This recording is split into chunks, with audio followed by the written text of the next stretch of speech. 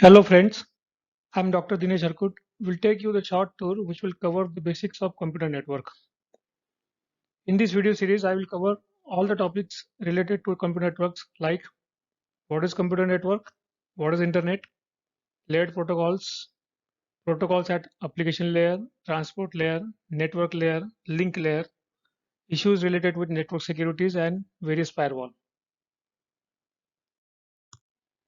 Having explored how network of networks evolve and various parameters those directly affects the overall throughput and hence overall performance, it is apparent that Internet is extremely complicated system which consists of numerous applications, protocols, and large number of end systems, packet switch, and various types of link media.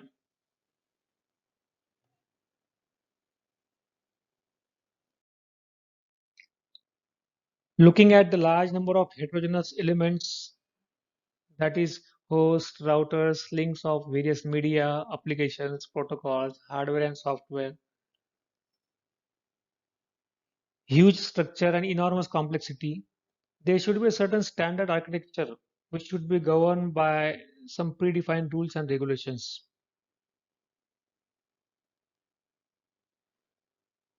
Is there any hope of organizing a structure of a network? Fortunately, there is an affirmative answer in the form of layered architecture, which will ease the life to a greater extent. We will explore it next.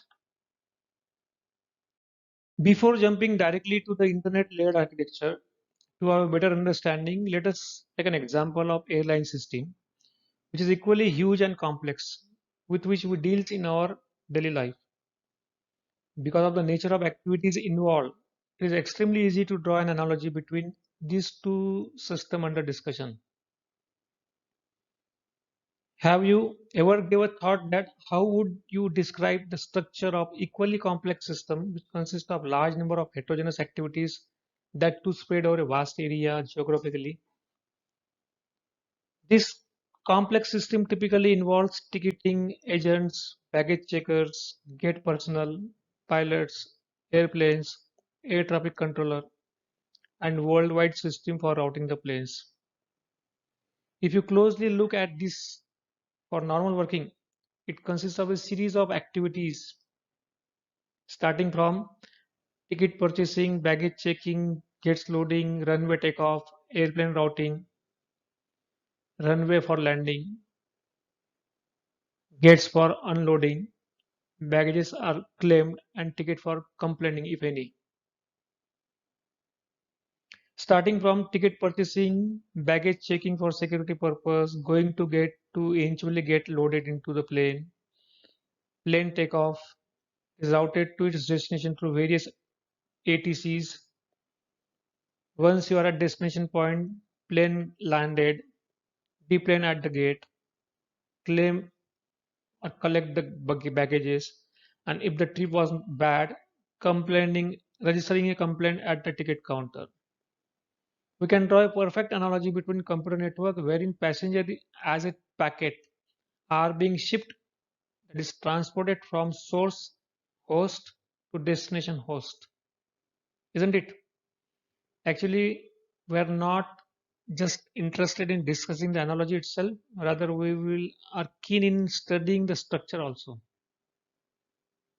In the example which we have discussed earlier, that is of working of airline system, if you notice, there is a ticketing function at each end, source and destination. There is also a baggage function for already ticketed passengers and a gate function for already ticketed and already baggage checked passenger. For passenger who have made it through the gates, that is passenger who have already ticketed, baggage checked and through the gate, there is a takeoff and landing function. And while in the flight, there is an airplane routing functions for already ticketed, baggage checked, already loaded person. Thus one can look at these functionalities executed at two different ends, that is source and destination, in horizontal manner. That is ticketing function at both the end, baggaging function at both the end, gating function at both the end, takeoff landing function at both the end, airplane routing function at both the end. At ticket layer, at source, ticket is used for purchasing. At destination, which is used for registering a complaint. At baggage layer, at source, baggaging function is used for checking the baggage for security. At destination, baggaging function is used for claiming the baggages. At gate layer, at source, it is used for loading the person in a plane. At destination, it is used for unloading the person. At takeoff or landing layer, runway used for taking a takeoff. At destination, runway used for landing a plane. At airplane routing layer, routing is used at source to depart from the airport using the intermediate service of ATC in between, and airplane routing at arrival of the airport. Does it make a sense? Yes, the airline functionalities are divided into layers, which provides a specific framework. Here, as apparent, each layer combined with the layer below it implements some functionalities, some functions, some services. At ticketing layer and below, airline counter to airline counter transfer of person is accomplished. At baggage layer and below, baggage check into baggage claiming transfer and transfer of person and baggage is accomplished. Note that baggage layer provides these services only to an already ticketed person. At gate layer, departure to gate to arrival to gate transfer of person and baggage is accomplished. At the takeoff and landing layer, runway to runway transfer of people and their baggage is accomplished.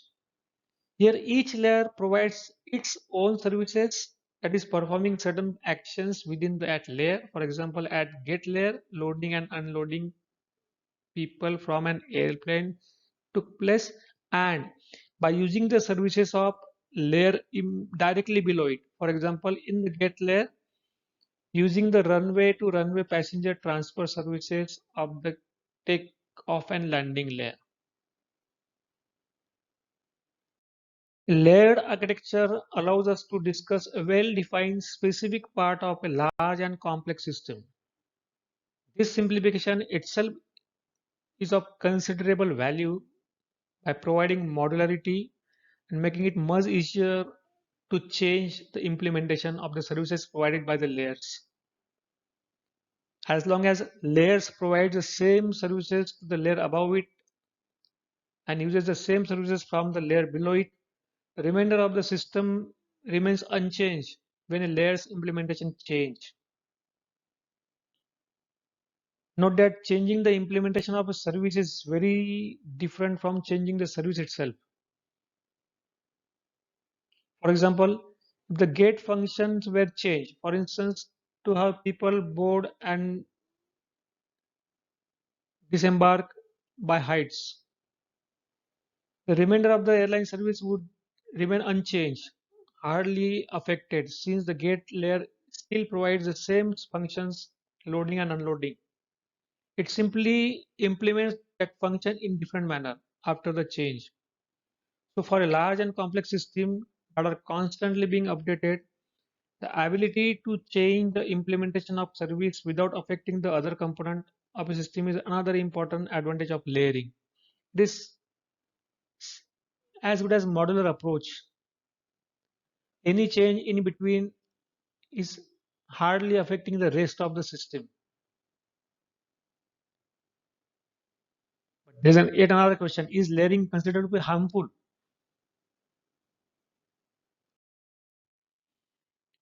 As we have seen in case of airline system, complexity can be dealt with ease by implementing in the layer form. Same is applicable here in computer network or internet, which is equally complex. To have a proper structure to the design of network protocol, as a network engineer, one must organize the protocol in a layered fashion only. Like airline model, Each protocol belongs to one of the layer with a bundle of services it offers to the layer above, so-called service model of layers. That is, each layer provides certain services to its upper layer by performing certain functions or actions within that layer and using the services of layer immediately below it. In other words, services provided by the layer N may include reliable delivery of message from edge of the network to the other. This might be implemented by using unreliable edge-to-edge message delivery services of layer N-1, adding layer N functionality to detect and retransmit lost messages. The protocol layer can be implemented in software or in hardware or in combination of both. Typically in Internet protocol stack, there are 5 layers. Starting from top, application layer, transport layer, network layer, link layer, and physical layer. We will discuss the functionality of each layer in brief. Application layer is where network applications and their application layer protocol resides. The Internet's application layer includes many protocols such as HTTP protocol, which provides for web document request and transfer, SMTP protocol, which provides for transfer of email messages, FTP protocol, which provides for transfer of files between two end systems, and DNS protocols, which provides name conversations. An application protocol is a distributed or multiple end systems with the application in one end system using protocol to exchange packets of information, typically a message, with the application in another end system. Here the packet in at application layer is known as message. Next layer immediately below the application layer is transport layer. The Internet's transport layer transports application layer messages between the application endpoints. In the Internet, there are two transport layer protocols, TCP and UDP, either of which can transport application layer message from one end to other. TCP provides connection-oriented services, whereas UDP provides connection-less services to its application. The messages received from application layers are broken down into small packets known as segments. Next layer is network layer. Internet's network layer is responsible for moving network layer packets known as datagram from one host to another, including IP protocol. Internet transport layer protocols, either TCP or UDP, in a source host pass transport layer segments and a destination address to the network layer. Network layer then provides services of delivering the segments to the transport layer in destination host. Here the segment is termed as datagram at network layer. Next layer is link layer. Internet's network layer routes the datagram through the series of routers between source and destination. To move packets from one end host or router to the other next node in the route, network layer relies on the services of the link layer, which uses Ethernet or Wi-Fi or PPP protocol. In particular, at each node, network layer passes the datagram down to the link layer, which delivers the datagram to the next node along the route. At this next node, the link layer passes the datagram up to the network layer. Packets in link layers are referred as frames. The last layer in Internet protocol stack is physical layer. While the job of link layer is to move entire frame from one network element to the adjacent network element, the job of physical layer is to move the individual bit within the frame from one node to the next physically. Protocol in these layers are again link dependent. and further depend on the actual transmission media of the link. For example, twisted pair cable, wire, or a single mode optic fiber, etc. Application layer protocols such as HTTP or SMTP are almost always implemented in software in the end system. So are the transport layer protocols. Because the physical layer and data link layers are responsible for handling communication or a specific link, they are typically implemented in network interface card. For example, Ethernet card or Wi-Fi interface cards associated with given link. The network layer, link layer, and physical layer is often mixed implementation of hardware and software. The 7 layers of OSI reference models are application layer, presentation layer, session layer, transport layer, network layer, link layer, and physical layer.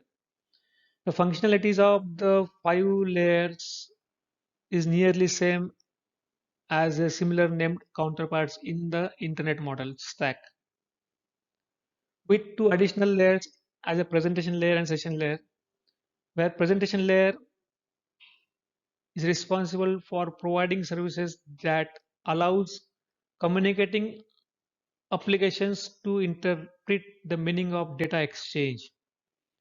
This includes data compression, encryption, and data description, whereas session layer provides for delimiting and synchronizing the data exchange, including the means to build the checkpoints and recovery schemes.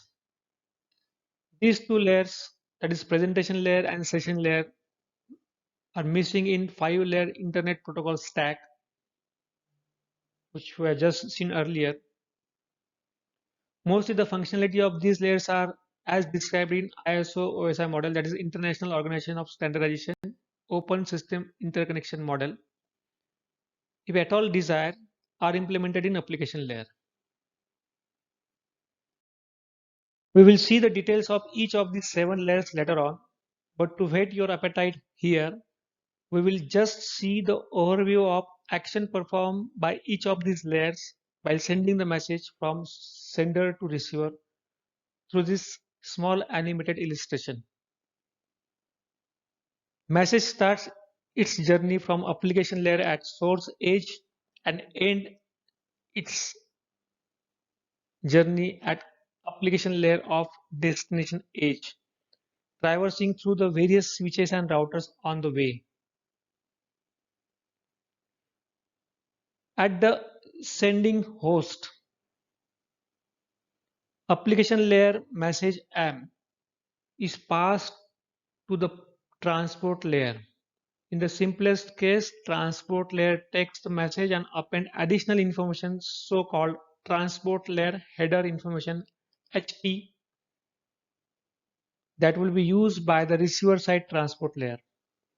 The application layer message and the transport layer header information together constitutes the transport layer segment. The transport layer segment does encapsulate the application layer message. The added information might include information allowing the receiver side's transport layer to deliver the message up to the message appropriate application, and error detection bits that allows for receiver to determine whether bits in the message have been changed in the route or not. The transport layer then passes the segment to the network layer, which adds network layer header information such as source and the destination end system addresses, creating a network layer datagram. Datagram is then passed to the link layer, which will add its own link layer header information and create the link layer frame. Thus, we see that at each layer, packet has 2 types of fields, header fields and payload field. The payload is typically the packet from layer above. The information is then transferred through physical link through switches and routers along the path, and at the destination, respective header information has been removed from the message at each layer.